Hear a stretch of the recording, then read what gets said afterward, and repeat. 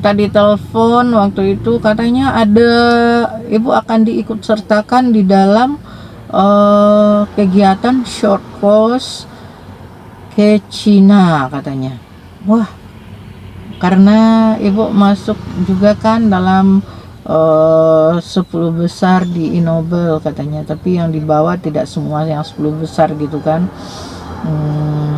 Ya gitu, akhirnya saya diminta untuk melakukan beberapa persiapan untuk mengikuti kegiatan short course di China selama 14 hari gitu ya.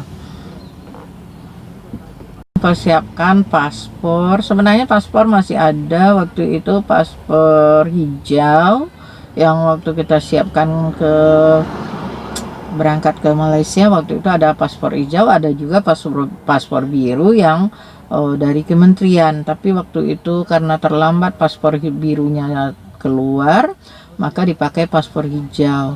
Nah, waktu itu Mbak Sotia Mayang Yuri tidak salah yang menelpon dari kementerian, menanyakan ibu ada punya paspor hijau, paspor biru katanya kan ada, maka coba kita kirim gitu kan.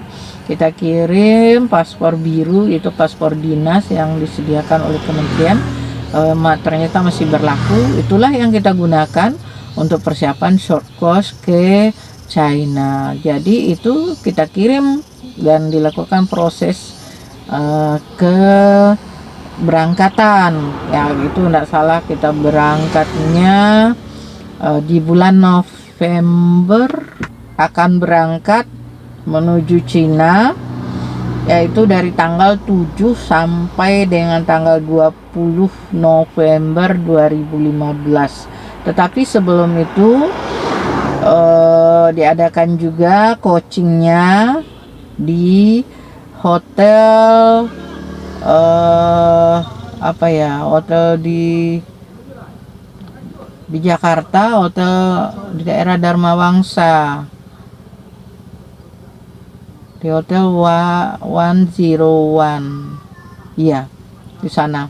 Jadi kita lakukan persiapan, berbagai persiapan yang diberikan. Di antaranya kita diminta juga hadir di kementerian, hadir di hotel itu, dan semua yang akan berangkat waktu itu berkumpul di sana di hotel itu. Ternyata keberangkatannya sedikit ditunda, tapi kemudian kita sebelum itu dikumpulkan di kementerian. Di kementerian waktu itu diberikan penjelasan oleh Ibu Direktur Pembinaan, pembinaan Ibu Poppy Dewi sama Bapak Hendra Sujana. Jadi kita diminta hadir di sana untuk mempersiapkan segala sesuatunya dan apa yang harus kita lakukan sesampainya di negeri China. Jadi tidak hanya sekadar berjalan-jalan, tapi ada beberapa hal yang harus kita persiapkan setelah kita pergi di situ. Jadi di sini Ibu Poppy menjelaskan kita diharapkan menjadi agen perubahan yang akan nanti bisa berdampak pada pola dan pencapaian siswa untuk pendidikan minimal di tingkat kelas katanya kan. Pokoknya bermanfaatlah untuk kita di dalam kelas. Jadi kita pergi ke situ itu. Yang pertama kita harus mempersiapkan jurnal harian. Nah, jurnal harian kita catat apa kegiatan yang kita lakukan. Nah, maka kita waktu itu dikumpulkan di kementerian, di Kemdikbud Gedung C lantai 18 yang diberi pengarahan oleh Bapak Hendra Sujana, kemudian Ibu Poppy Dewi. Selain dari itu kita juga diberi pendamping atau tim leader kita, yaitu Bapak Yuda Mufkat dari kementerian dan juga seorang tour guidance Sony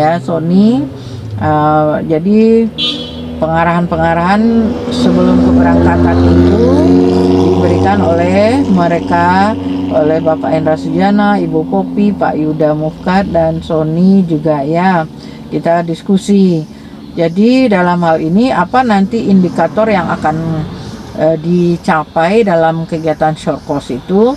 Yang pertama, bagaimana kita melihat di negara China itu disiplinnya, tanggung jawabnya, kreatif, inovatif, dan bagaimana cara pandang suatu hal dengan positif ya. Jadi kita memandang sesuatu itu tidak langsung wah ini jelek gitu kan, tapi kita bisa menjadi cerdas lah, mampu berliterasi gitu, literasi media atau maksudnya pokoknya kita bisa memperhatikan hal-hal positif yang kita pakai untuk di tempat kita, tapi juga melihat hal-hal negatif yang kalau bisa itu tidak kita tiru. Jadi dalam hal ini kita melihat ke situ, tentunya tidak sekedar pergi kemudian sekedar meniru apa-apa yang ada di situ. Nah, kemudian kita diminta juga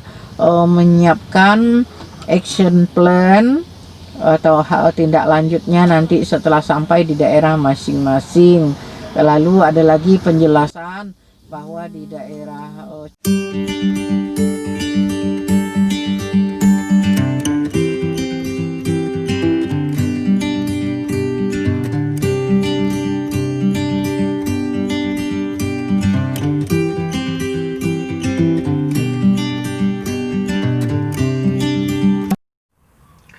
jadi perjalanan dari Jakarta ke Hong Kong mungkin berkisar sekitar jam berapa itu ya?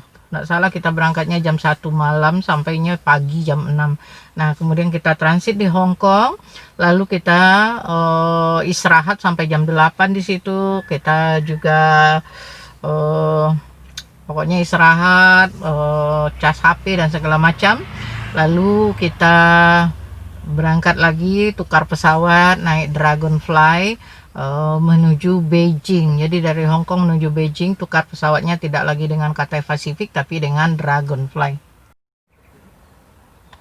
Jadi kita berangkat ke Beijing, sampai di Beijing berapa jam itu ya? Maka waktu itu kita di bandara bertukar pakaian. Karena kita sampai di Beijing itu nanti bakal bertemu dulu berkunjung dulu ke KBRI.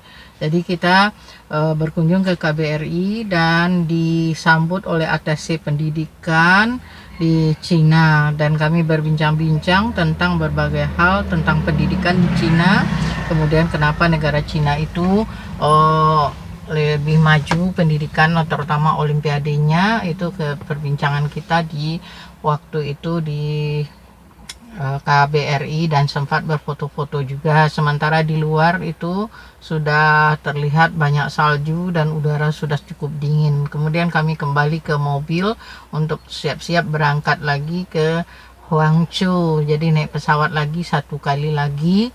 Sementara itu di atas bus kita dikasih makanan nasi goreng ala China, tapi enak dan cuma sedikit agak kebanyakan garam gitu kan, tapi enak loh. Nah, jadi kita berangkat menuju Huangzhou, harus naik pesawat lagi. Pesawat yang kita tumpangi menuju Huangzhou itu adalah namanya China Eastern. Jadi kita dari Dragonfly pindah lagi ke China Eastern.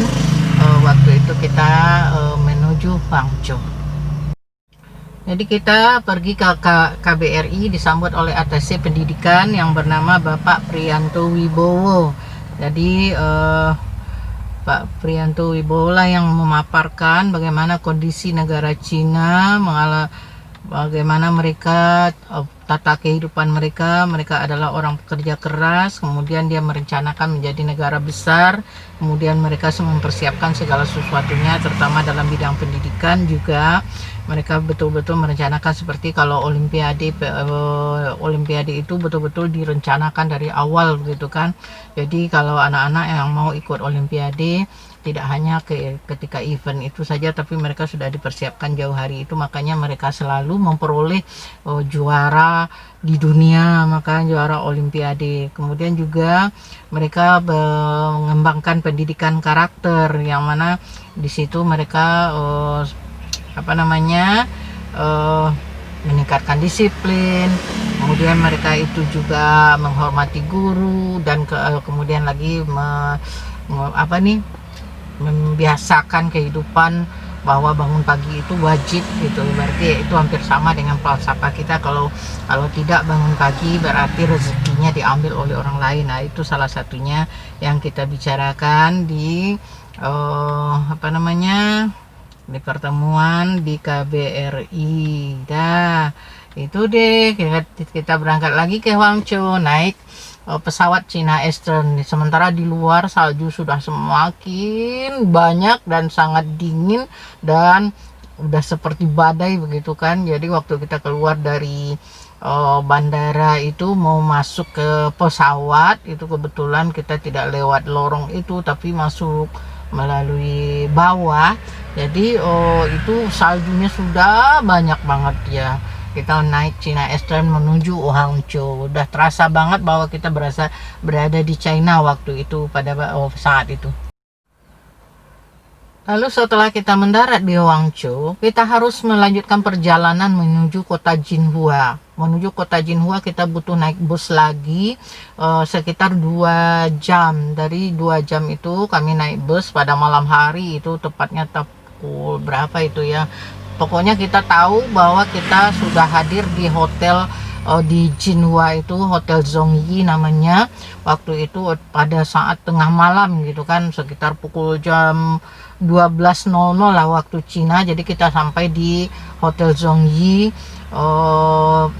malam itu. Dan yang menariknya waktu itu kita rame gitu kan, sementara petugasnya hanya 1 orang yang bangun. Kemudian ada seorang ibu-ibu membawa 1 tumpukan air minum. Jadi teman-teman ini mengirakan air minum itu dikasih gratis oleh pihak hotel, beli. Tahu-taunya terlihat oleh si Sony tour guidance kita itu mengatakan, "Ibu, kalau mau beli air di sini belinya mahal loh," katanya kan. Ya sudah diambil ditaruh lagi gitu. Jadi ternyata bukan air di hotel. Airnya itu air yang dijual oleh pedagang di sana gitu kan. Akhirnya tidak ada yang beli.